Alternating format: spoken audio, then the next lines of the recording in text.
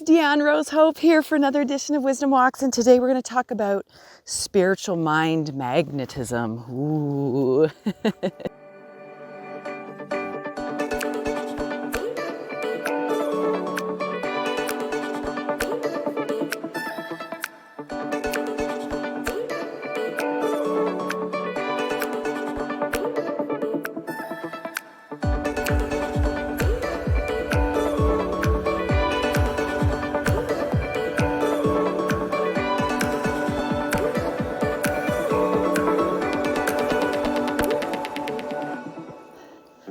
All right, so hello again. It's so good to be back with you and be in sharing mode. I want to talk about spiritual mind magnetism. What does it mean? How do we achieve it? First things first, our minds are full of telepathic psychic energy. We know this through science. We know this over years and years of discovery. And so our minds have the capability of producing energy, and then that energy gets emitted into the world, right? This goes back into, law of attraction, manifestation, same idea. But I really wanted to drive it home today because it's so easy for us to get caught up in the negative mental programming. These are the negative thought patterns that we fall into. And one of my negative patterns was when I experienced a lot of death in my life growing up. There was a couple years where I had about 10 deaths, very short period of time in my family and people that I loved. And so what I started to do is I would start to train myself, at least that's what I was thinking I was doing, by imagining people that I loved dying and how I would cope and how I would deal with that. And I would play that scenario in my mind and oftentimes be in tears. And I would be thinking, I'm preparing myself. It was a coping mechanism, I thought. But as Eckhart Tolle says, you cannot deal with the future. It has not happened yet. What I was doing, I was creating these negative environments. And so what happened? People kept dying. And I was like, oh, well, I'm validating my belief because that energy is getting emitted to the world, and then evidence of that belief is coming back. So this is what happens for us. We create a story or a narrative in our mind about how things are, and we emit that frequency, and that frequency goes out like a boomerang into the world, and it impacts other people, of course, but then it swings back to us, oftentimes multiplied. And so it creates this environment of like, oh yeah, people do die around me all the time because look at what's happening now. And so it's like the evidence shows up to support that thinking. And so this is one of the pieces I think is so powerful, is to create a positive mental atmosphere, our environment within ourselves. And so the invitation today is, am I creating a positive mental environment always?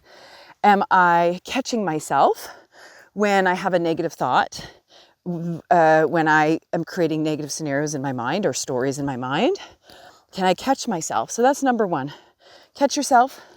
Number two is to nullify those negative thought patterns. So the nullification or sublimation, dissolving of those negative thoughts. It can be something as simple as catching yourself in the thought and saying, I delete, or clear, or whatever that is for you. There are deeper pattern breaking mechanisms as well, different affirmations, different types of meditation reprogramming. But to keep it really simple, you can just do something as simple as delete, undo, whatever that is for you. Even just that in itself changes the energy and breaks that cycle or that pattern, which is what we're after. The other thing besides creating that positive environment, catching yourself, nullifying the energy, is then to put in new positive reprogramming. And so, for example, the thought that I had that everyone around me dies, I have now changed that to the people around me live fully. And so now when I am around people, I can see the life within them and the joy within them, which is such a beautiful experience in itself.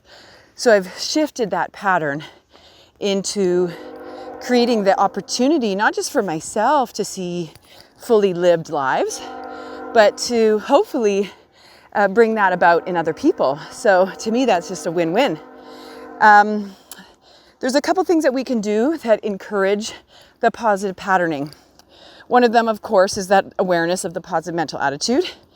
But there's a few tips that I want to add to this too. Who are you hanging around with? Are the people around you heavy and dense and negative? And maybe the people around you are spouses or partners or children even. And so sometimes we don't have a choice, but we can choose how we're looking at it. Remember, it's the thought. So if I think that that person is negative, they're going to give me evidence that they are negative.